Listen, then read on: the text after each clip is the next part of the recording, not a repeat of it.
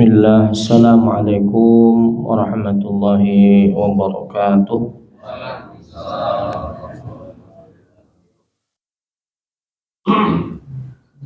Innal hamdalillah nahmaduhu wa nasta'inuhu wa nastaghfiruh wa na'udzu billahi min shururi anfusina wa sayyiati a'malina may yahdihillahu fala mudilla lahu wa may yudlil fala hadiya lahu. Asyhadu an la ilaha illallah wahdahu la syarika lahu wa asyhadu anna Muhammadan abduhu wa rasuluhu sallallahu alaihi wasallam la nabiyya wa la rasula ba'da. Alhamdulillah, syukur kita panjatkan atas nikmat yang Allah berikan kepada kita, Bapak, Ibu-ibu jamaah Masjid Al-Muhajirin yang dimuliakan Allah. Di kesempatan ini kita bermuajahah, bertatap muka, mengkaji ilmu Allah Subhanahu wa taala. Mudah-mudahan di subuh yang barokah ini Allah lewat apa yang disampaikan oleh Nabi, Allahumma barik li ummati fi bukhuriha. Mudah-mudahan Allah Subhanahu wa taala selalu memberkahi umat Nabi sallallahu alaihi wasallam pada pagi harinya, termasuk kita semua yang hadir pada kesempatan kali ini. Allahumma amin. Salawat beserta salam marilah kita curah limpahkan kepada Nabiullah Muhammad sallallahu alaihi wasallam beserta keluarganya, para sahabatnya, para tabi'in, tabi'ut tabi'in yang setia mengikuti dakwah dan langkah beliau hingga akhir zaman. Bapak Ibu yang kami hormati, pada kesempatan kali ini sebelum kami menyampaikan kajian, salam ta'zim dari beliau Ustadz Hanif karena berhalangan hadir, maka kami diminta untuk menggantikan beliau pada subuh ini. Beliau ada acara yang lain, kemudian kami diminta menggantikan beliau pada subuh hari ini. Tidak mengurangi ta'zim kami kepada Bapak Ibu semua. Mudah-mudahan apa yang nanti akan kami sampaikan juga bermanfaat di sisi Allah Subhanahu wa taala. Baik para jamaah yang dimuliakan Allah, ini kurang lebih 1 bulan lagi kita akan bertemu dengan Ramadan. Kira-kira kalau kita mempertanyakan diri hendak bertemu dengan bulan Ramadan, Syahrul Mubarak, Syahrul Maghfirah, kira-kira dari pertanyaan yang dipertanyakan kepada diri kita sendiri, sudahkah kita siap untuk bertemu dengan Ramadan? Kira-kira sudah siap belum Bapak Ibu? Insyaallah siap, alhamdulillah. Kemudian yang kedua, kalau dalam diri kita sudah mempertanyakan bahwa kita sudah siap atau belum, yang kedua, ciri orang yang siap hadir beramal di bulan Ramadan, melakukan ibadah di bulan Ramadan adalah menyambut bulan tersebut dengan senang hati, dengan senang, dengan bahagia. Bapak Ibu kalau mau perjalanan, refreshing atau rekreasi, atau bahasa kerennya healing, kira-kira Bapak Ibu rekreasi, healing, jalan-jalan itu termasuk yang disukai atau tidak? Belanja termasuk yang disukai atau tidak? Kalau itu termasuk yang disukai, berarti terlihat dari persiapannya.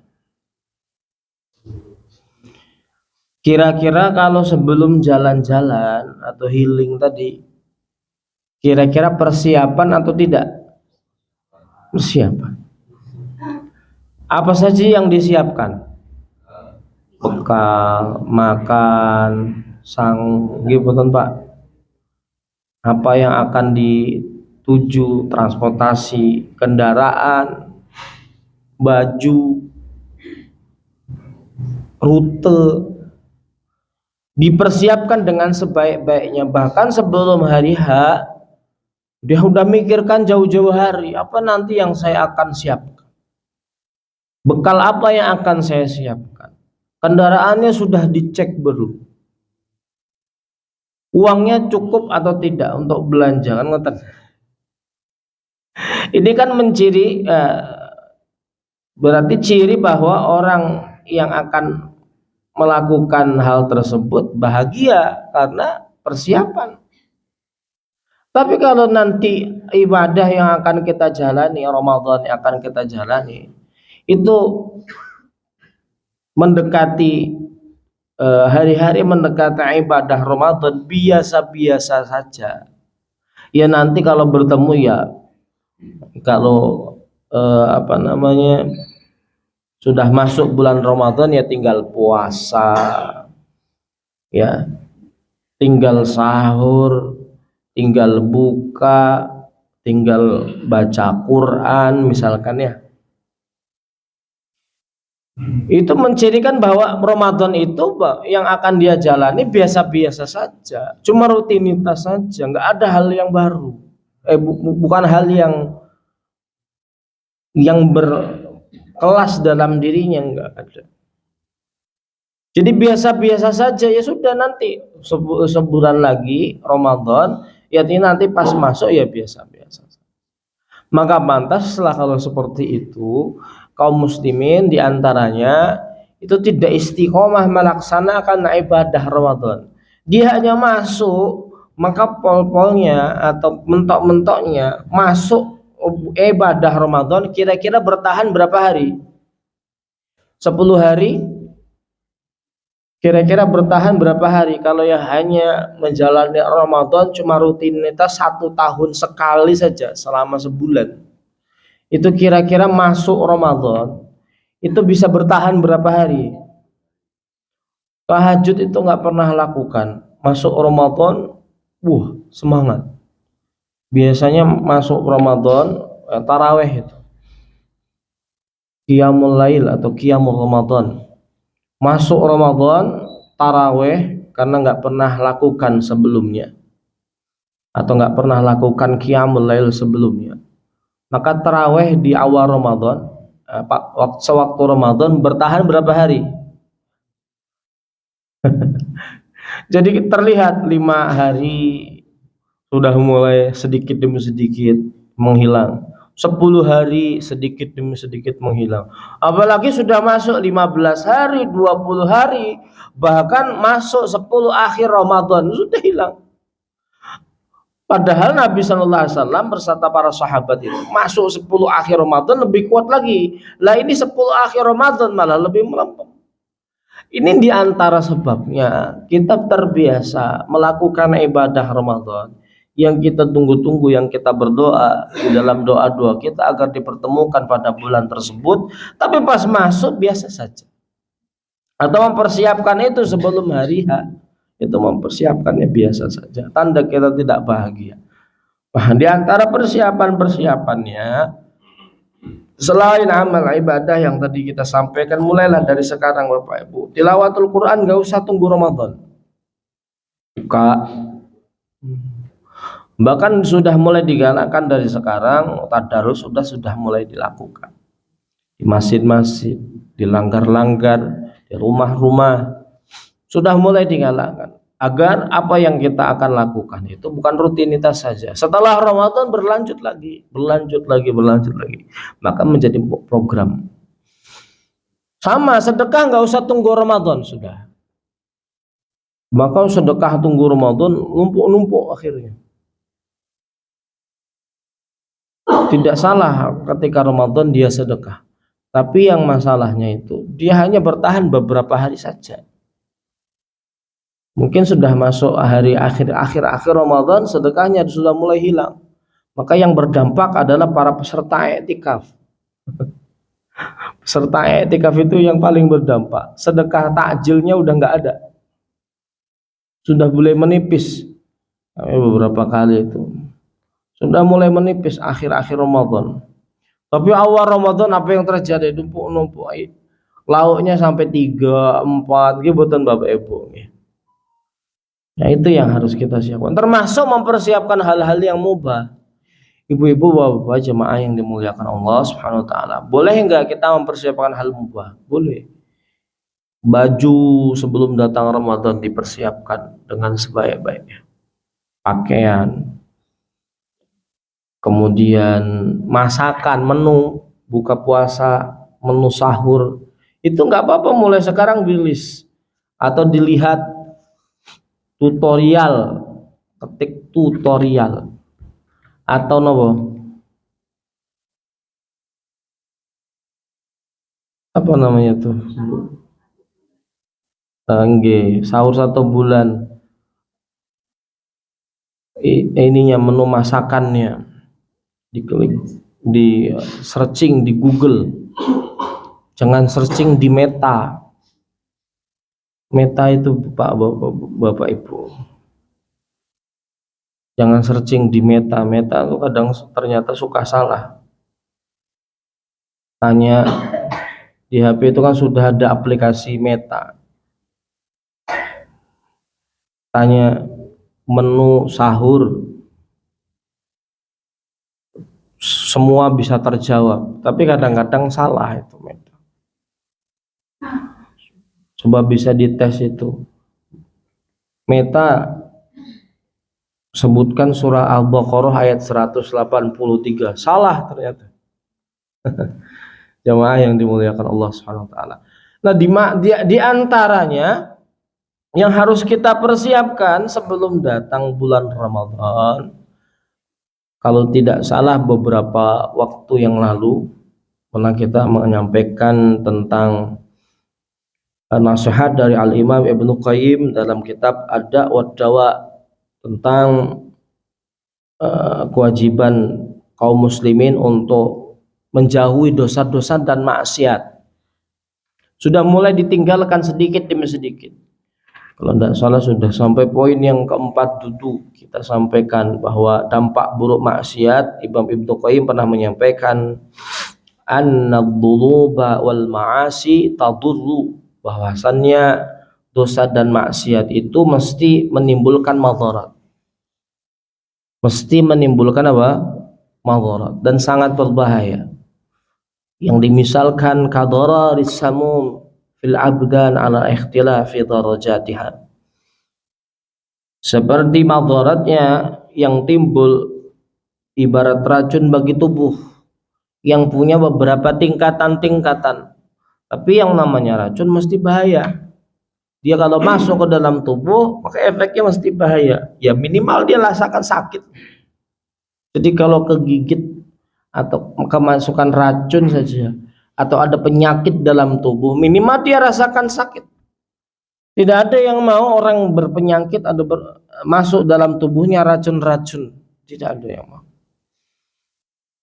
Maka sebagai seorang mukmin sebelum masuk ibadah Ramadan harus menyadari dan introspeksi ada atau tidak dosa-dosa yang kita masih lakukan pada hari ini dan hari-hari sebelumnya. Masih ada atau tidak? Kalau kita golongkan ini dosa apa, besar atau kecil? Maka kalau dosa-dosa besar maka bertobat kepada Allah. Kalau dosa-dosa kecil jangan diremehkan. Karena Fudail bin Iyad pernah mengatakan biqadri ma yasghuru 'indaka ya'dhumu 'indallah. Bahwasannya semakin kecil dosa itu terlihat oleh kita, maka ketahuilah semakin besar ia di sisi Allah. Karena tidak boleh meremehkan dosa-dosa kecil. Dosa kecil disimpan Allah biasa dosa.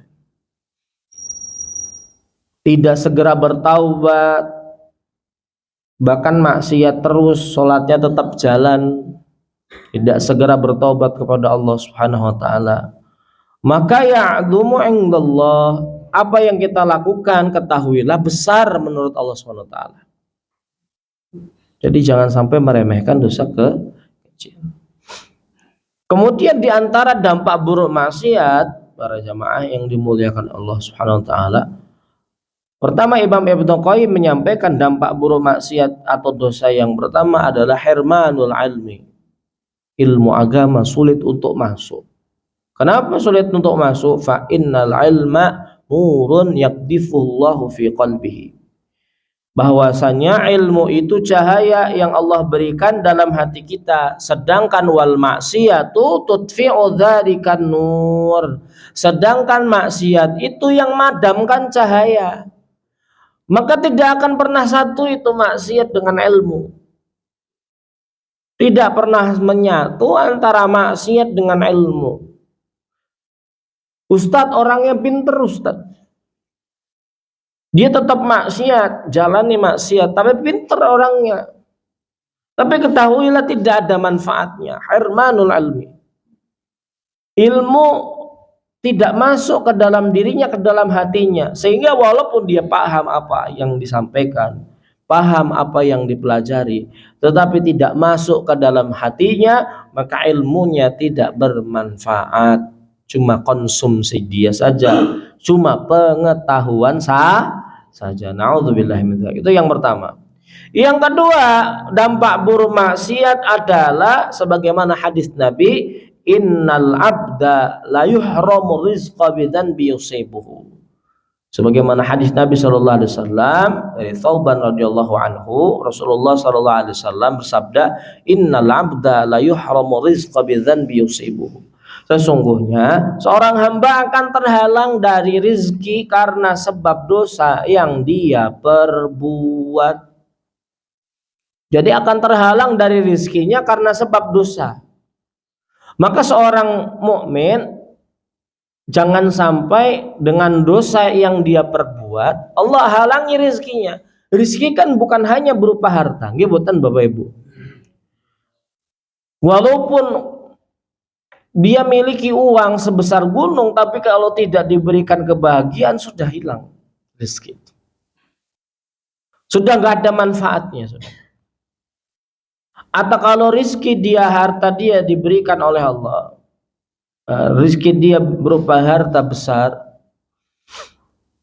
karena dia mendapatkannya adalah hal dari haram, sesuatu yang haram, maka Allah akan cabut demi sedikit demi sedikit yang namanya barokah, kebahagiaan, bahkan Allah hilangkan. A'udzubillahi min dzalik. Maka jauhi maksiat. Maksiat akan menghalangi rizki. Yang ketiga, maksiat menyebabkan wahsyatun yajiduhal asi fi qalbihi. Maksiat itu membuat pelakunya merasakan kesepian dalam hati.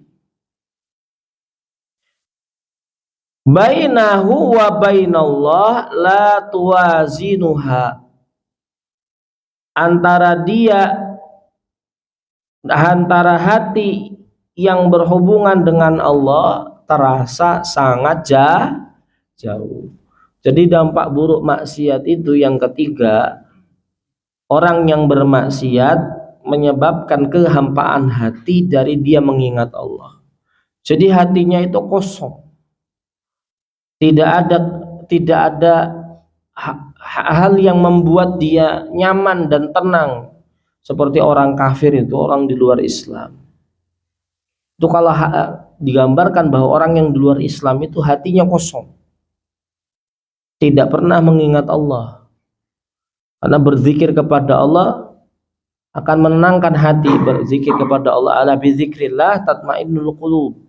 Berzikir kepada Allah hati jadi tenang. Orang mukmin ini kan selalu berzikir kepada Allah. Astagfirullah, astagfirullah. Dalam setiap keadaan, dalam setiap waktu. Tetapi orang kafir itu digambarkan hatinya hampa. Maka orang bermaksiat mendekati itu. Nauzubillahi min dzalik. Jadi hubungannya dengan Allah terasa jauh. Sudah mulai sedikit demi sedikit hatinya hampa. Tidak ada rasanya lagi. Maka kalau hati rusak-rusak semuanya. Dia nggak bahagia, dia hampa, dia nggak senang. Itu dampak yang ketiga.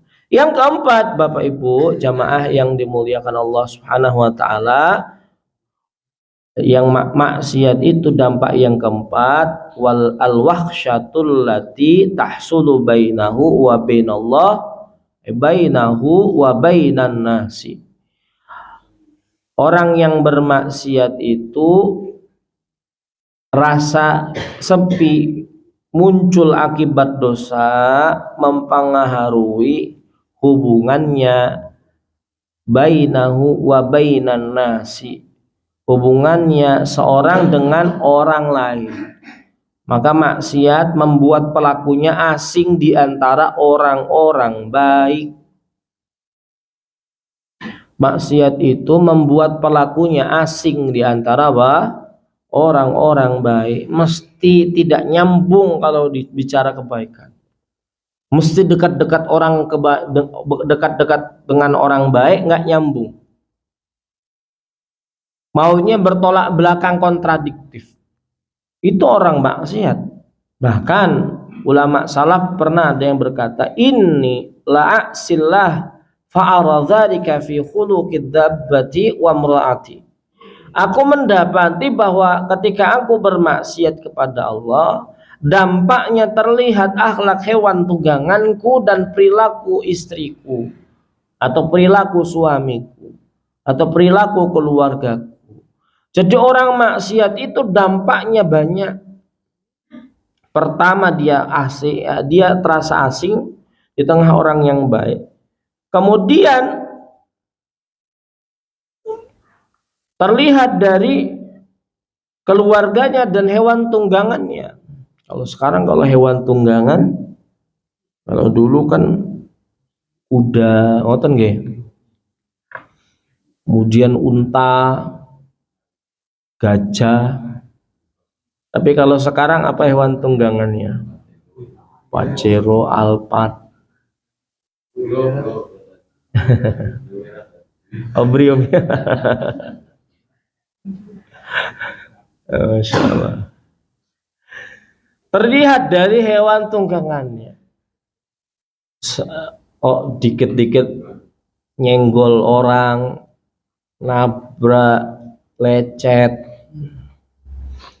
Atau terlihat dari keluarganya, bahwa dia seorang laki-laki, bapak-bapak, kepala rumah tangga. Terlihat dari tatanan keluarganya tidak ada, sudah mulai tidak mentaati perintah kepala rumah tangga. Anaknya tidak mau taat kepada ketua orang tuanya, istrinya tidak taat kepada suaminya, suaminya tidak sayang kepada istrinya. Itu dampaknya.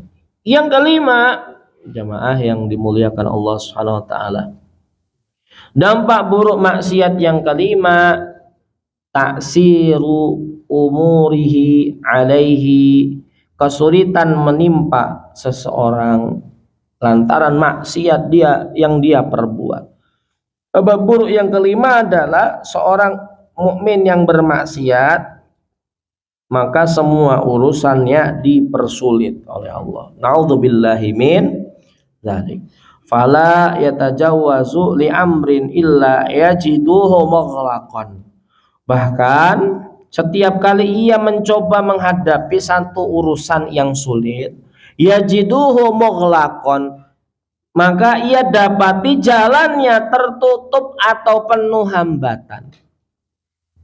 Maka perlu diintrospeksi kalau kita sedang sulit, ikhtiar untuk keluar dari kesulitan, kok jalannya tertutup, mungkin ada maksiat yang dia perbuat.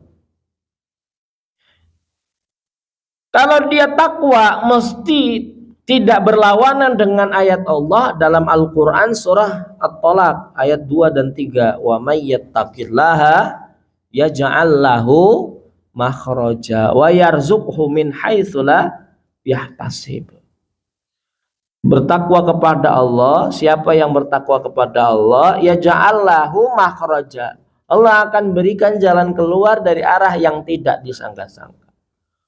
Wa yarzuqhu min haitsu la yahtasib. Allah akan berikan jalan keluar, wa yarzuqhu min haitsu la yahtasib.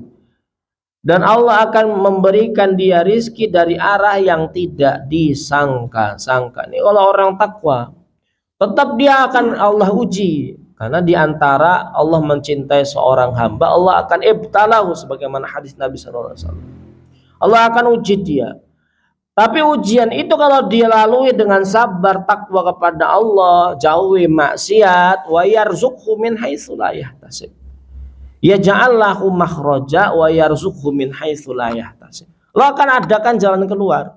Tapi kalau orang yang bermaksiat, yajiduhu mughlaqan, pintu-pintu jalan keluar itu akan tertutup. Maka kalau orang mukmin ini, mumpung belum Ramadan, ketika kita lagi menghadapi kesulitan, selain kita introspeksi diri untuk lakukan kebaikan-kebaikan, maka yang kedua yang harus kita introspeksi, teliti, adakah maksiat yang kita masih jalani?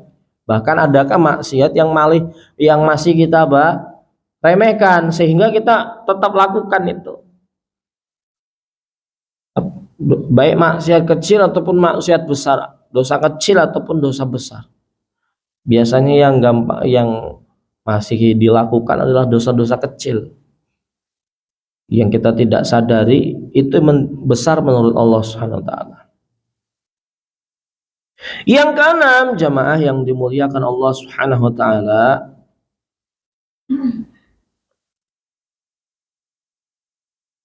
yang keenam dampak buruk maksiat, jamaah yang dimuliakan Allah, annal ma'asi tuqassirul umra wa tamhaqu barakatahu.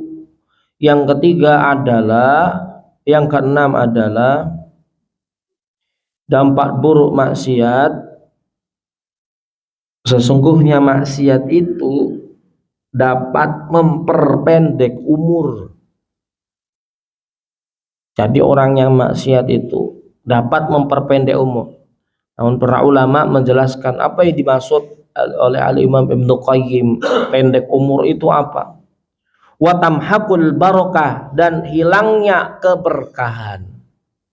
Qala ta'ifatun, sebagian ulama mengatakan nuqsanu umril asi, orang bermaksiat yang berkurang umurnya, pelaku maksiat umurnya berkurang, huwa dahabu barakati umrihi, adalah hilangnya keberkahan dalam hidupnya.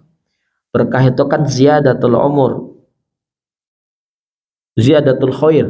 Berkah itu ziyadatul khair, bertambah kebaikan. Jadi kalau dia dikatakan nuqsanul umri atau tuqassirul umur, berkahnya umurnya berkurang atau umurnya pendek, disebutkan oleh sebagian ulama maksudnya adalah umurnya hilang barokahnya. Dia menjalani hari-harinya tidak ada kebaikan. Maksiat demi maksiat, maksiat ini selesai, maksiat yang lain. Maksiat ini hilang, datang maksiat yang selanjutnya. Kalau orang beriman itu wa minal hasanatu hasanat, wa minal hasanati hasanatu ba'daha. Kalau orang beriman itu dari perbuatan baik ini akan Allah mudahkan melakukan perbuatan baik selanjutnya. Itu orang beriman, orang yang jauhi maksiat. Tapi kalau orang maksiat itu dari perbuatan buruk ini akan berpindah, berlanjut ke perbuatan yang lain. Jadi jangan sampai gitu. Itu dia diantara maksud dari nuqsanul umri, umurnya pendek, adalah dahabu barakati umrihi, adalah hilangnya berkah umurnya. Atau sebagian ulama mengatakan tungkisuhu hakikotan, yang dimaksud dengan pendek umur adalah sebagian ulama berpendapat bahwa dosa benar-benar apa? Hakikatan mengurangi umur secara hakiki. Jadi dosa itu sebagian ulama lain mengatakan berkurangnya umur secara hakiki. Sudah. Jadi kalau kita berbuat dosa umurnya berkurang. Umurnya pendek. Ya dia sakit, ya dia seperti para ulama memisalkan ya ja'alallahu subhanahu lil barakati fi rizqihi. Seperti Allah Subhanahu wa taala menjadikan orang yang berbuat dosa berkurang rizkinya. Termasuk umur. Hartanya misalkan jadi berkurang, bahagianya dicabut. Termasuk umur berkurang secara hakiki. Karena umur itu adalah rizki. Tetapi sebagian itu ulama juga mengatakan bahwa yang lebih tepatnya adalah nuqsanul umri. Nuqsanul umri adalah dhahabu barakati umrihi, pergi hilangnya apa keberkahan hidupnya. Tetapi sebagian juga mengatakan taksirul asi fi mahkil umri innama huwa bi anna haqiqatal hayati hiya hayatul qalbi. Sebagian ulama juga berpendapat bahwa pengaruh maksiat dalam menghilangkan umur terletak pada hakikat kehidupan itu sendiri. Hakikat kehidupan itu sendiri yaitu kehidupan hati. Hatinya enggak tenang. Bapak Ibu pernah tahu penyakit kalau dalam beberapa waktu yang lalu saya pernah berbicara ngobrol dengan dokter kejiwaan itu di rumah sakit Ilma Asuri. Ada namanya penyakit kecemasan berlebih itu apa? Anxiety. Kecemasan berlebih. Itu ada pasiennya itu nyampaikan, ini yang jadikan kita syukur. Harus kita bersyukur, bahkan harus introspeksi. Jadi ada pasien beliau ini mengatakan, Pak dokter, saya ini kenapa ya takut banget. Kalau makan takut keracunan. Jadi makan, bapak-bapak, ibu-ibu, jangan makan dimanapun, nggak takut keracunan tuh alhamdulillah. Ini ada orang makan takut keracunan. Naik mobil takut kecelakaan, coba bayangkan. Naik kendaraan takut kecelakaan, tidur takut nggak bangun.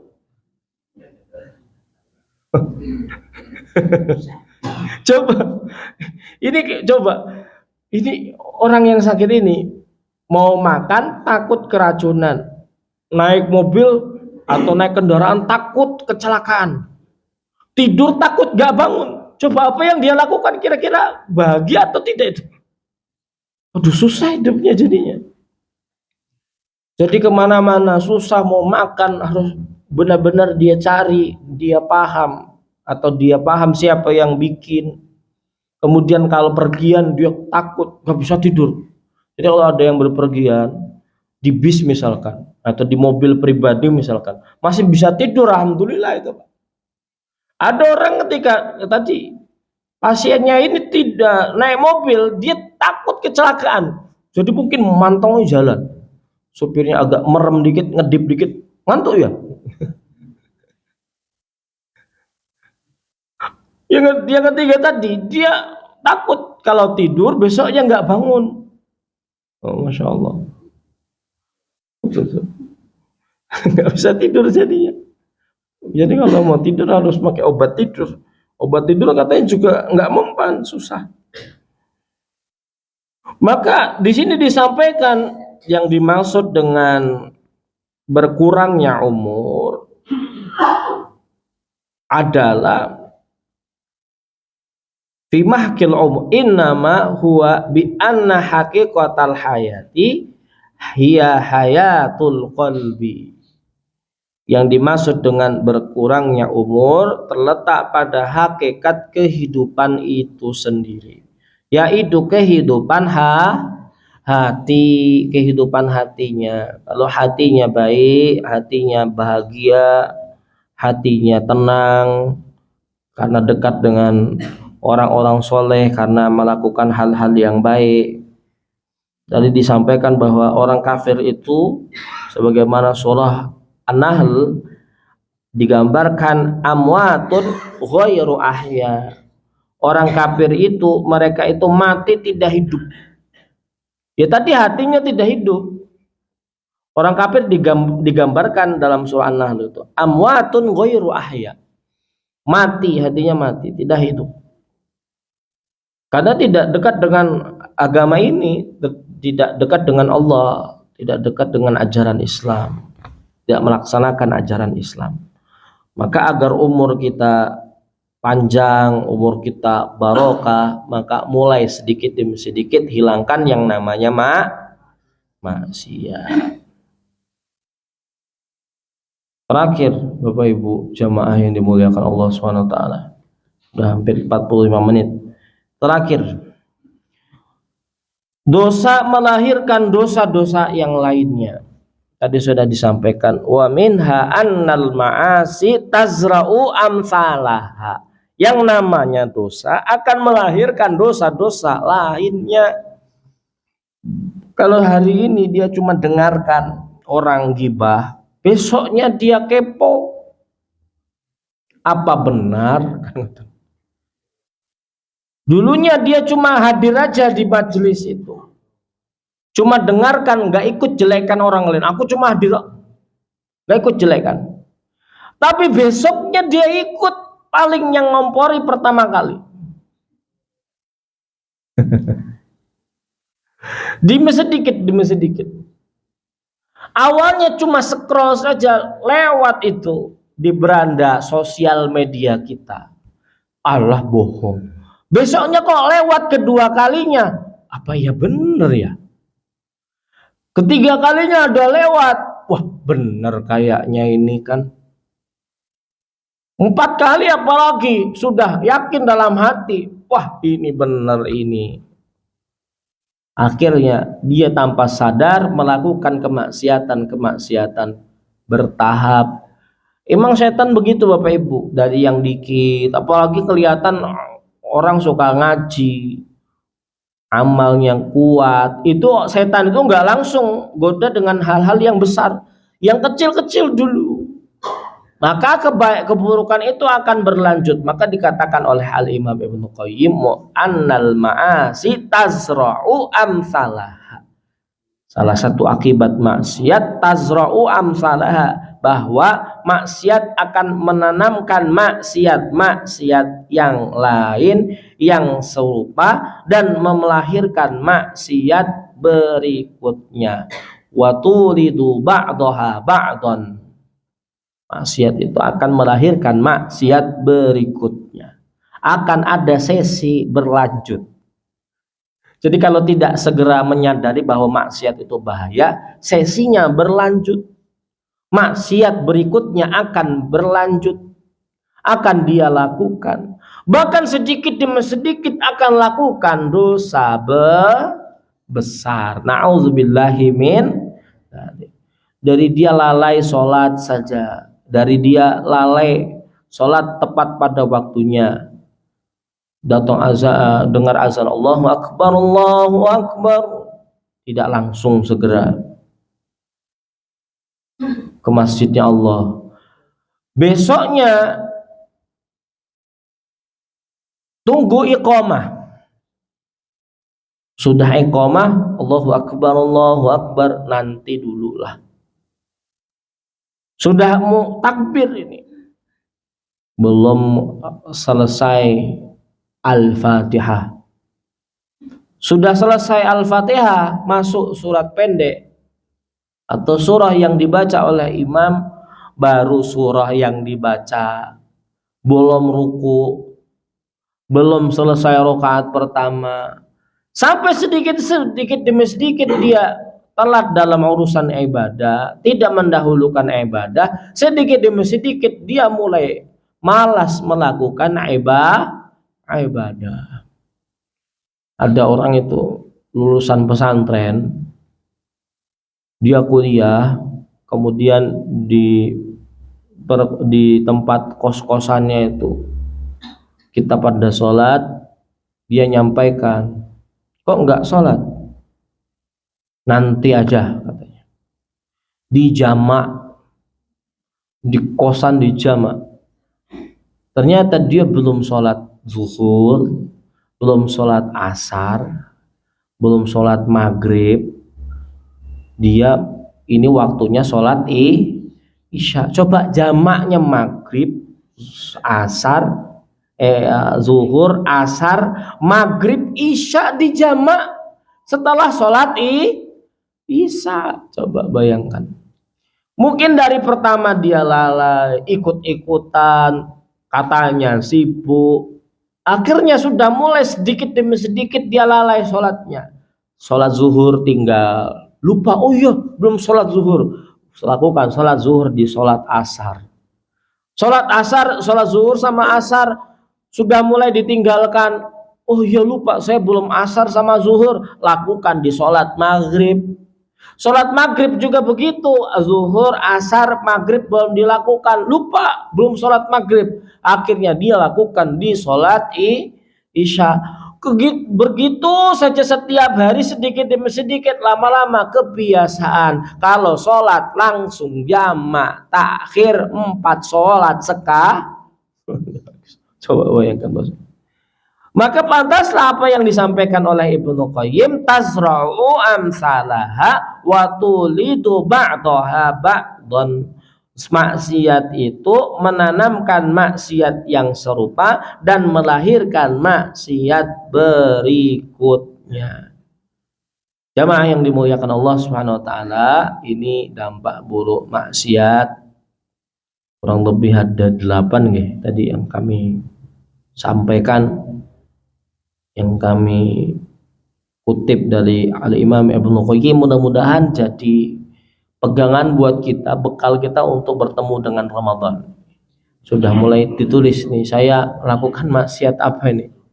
Sudah mulai diintrospeksi, saya melakukan kemaksiatan apa kok kayaknya urusan saya sulit, kayaknya kok saya mau keluar dari urusan saya kok jalan keluarnya tertutup.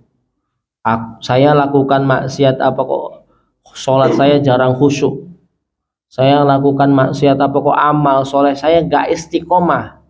Nah ini diintrospeksi, jangan-jangan karena maksiat ini, maksiat kecil khususnya mungkin para jamaah yang dimuliakan Allah, yang buat kita terlena, lalai, bahkan melahirkan maksiat selanjutnya. Na'udzubillahi min. Dari mudah-mudahan kita senantiasa dimudahkan oleh Allah Subhanahu wa taala dalam segala urusan, dalam segala ibadah yang kita lakukan. Mudah-mudahan kita diberikan keistiqomahan oleh Allah Subhanahu wa taala dan bertemu dengan bulan Ramadan dengan semangat, dengan senang hati bertemu dengan bulan tersebut.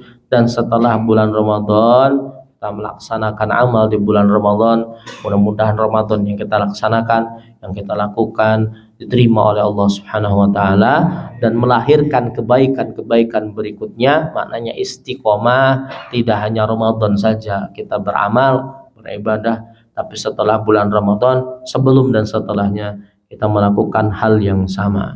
Itu saja jamaah yang dimuliakan Allah, apa yang disampaikan dalam majelis ilmu di kesempatan ini, di pagi hari ini, apa yang disampaikan mudah-mudahan bermanfaat. Astaghfirullahaladzim katsiran, subhanakallahumma bihamdika, asyhadu an la ilaha illa anta, astaghfiruka wa atubu ilaik. Assalamualaikum warahmatullahi wabarakatuh.